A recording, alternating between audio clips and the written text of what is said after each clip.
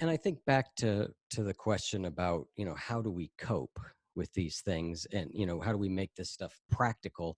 Something I'm very focused on. And I think depending on whether it's depression or anxiety, I actually cope differently.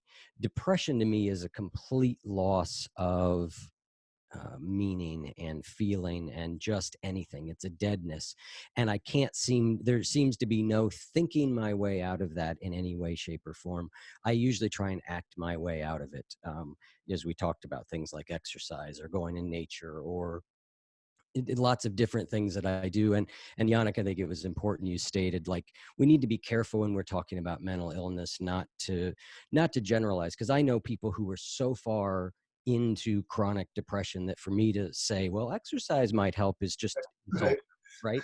And so I'm kind of talking about my own experience. I often have used the phrase depression hates a moving target, right? Like, for me, depression is about how do I get in some kind of motion. It almost doesn't matter what kind.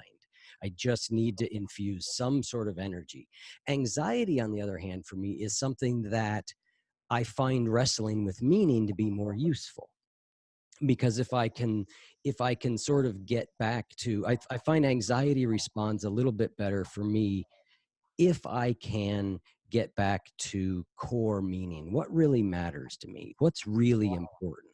What matters deeply? And when I do that, I tend to get anxious about things that are happening in the world. And I know Kierkegaard said that that's a cover for a deeper existential anxiety. And I believe that to be true to some degree. But I find that anxiety responds to cognitive restructuring to some degree, whereas depression for me just doesn't. And I find myself needing to be in action.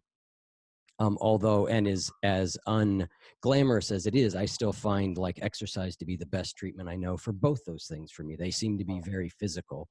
Um, and then the other thing I've thought about, I said earlier on about how these things are often a question of meaning. And we've talked about how the medical model often oversimplifies things.